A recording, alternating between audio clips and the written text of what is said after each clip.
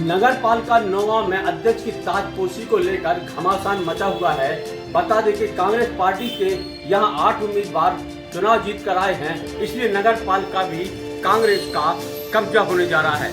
लेकिन इसी बीच कांग्रेस के जो नेता हैं वो आपस में एक दूसरे के प्रति कटाक्ष करने पर जुटे हैं। यहाँ पर सबसे बड़ी बात यह है कि अजय दौलत तिवारी कांग्रेस के सबसे मजबूत दावेदार माने जाते हैं, लेकिन उनका विरोध कांग्रेसी विधायक नीरज दीक्षित खुलेआम कर रहे हैं। कारण यह है कि दोनों ही नेताओं को अपने वजूद पर एक दूसरे से खतरा दिखाई दे रहा है।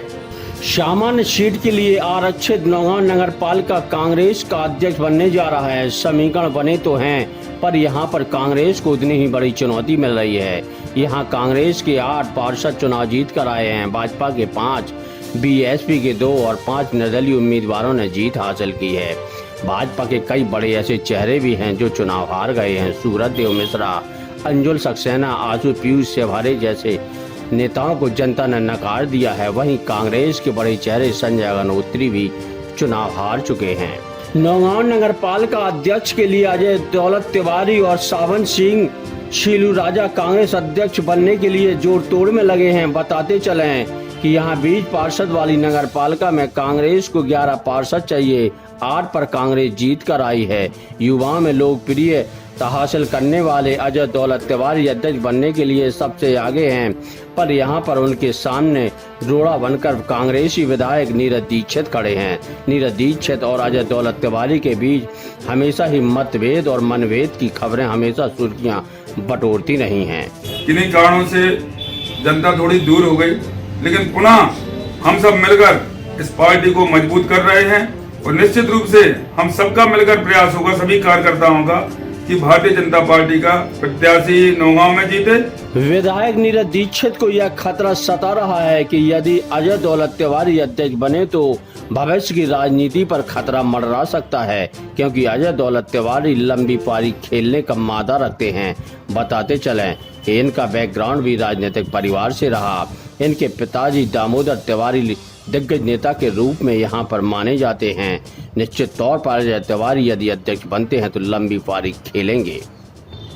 वहीं दूसरी तरफ सावन सिंह शीलू राजा भी नगर पालिका अध्यक्ष बनने के लिए तैयार हैं। वह नगर पालिका उपाध्यक्ष रह चुके हैं।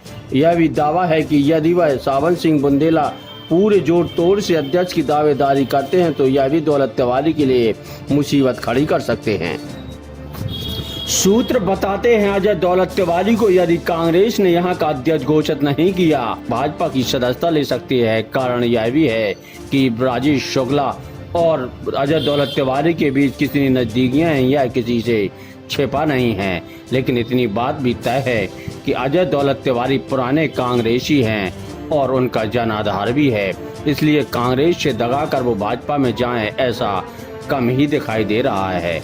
लेकिन सूत्रों की माने तो यह पूरा समीकरण बैठाया जा रहा है कि ताकि अजय दौलत तिवारी को नौगांव नगर पालिका का अध्यक्ष बनाया जाए। इसमें चाणक्य की भूमिका बिजावर विधायक राजेश शुक्ला निभा सकते हैं, लेकिन इस बात में कितनी सच्चाई है यह कह पाना अभी मुश्किल है।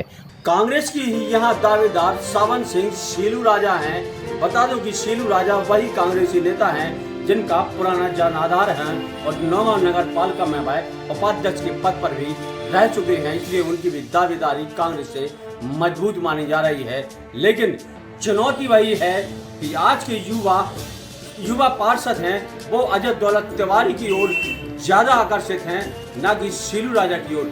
लेकिन दोनों ही नेता कांग्रेस के यहाँ पर दावेदार हैं और निश्चित तौर पर यहाँ की दावेदारी कांग्रेस नेताओं की बनती भी है, क्योंकि यहाँ भाजपा के महज 5 पार्षद ही जीत कर आए हैं। अब यहाँ पर जो पूरा खेल राजनीतिक चल रहा है वो यहाँ के विधायक नीरज दीक्षित और अजय दौलत तिवारी के बीच में है, क्योंकि इन्हीं दोनों नेताओं के बीच घमासान मचा हुआ है अध्यक्ष की टिकट को लेकर। अब पूरा मामला यहाँ से भोपाल जाएगा। अब देखना ही होगा कि अजय दौलत तिवारी अध्यक्ष की कुर्सी पर ताजपोती होती है या नीरज दीक्षित अपने किसी अन्य समर्थक को अध्यक्ष पर की कुर्सी पर बैठाते हैं। तो बने रहिए महाखबरें न्यूज के साथ। मैं हूं राकेश छारिया। नमस्कार।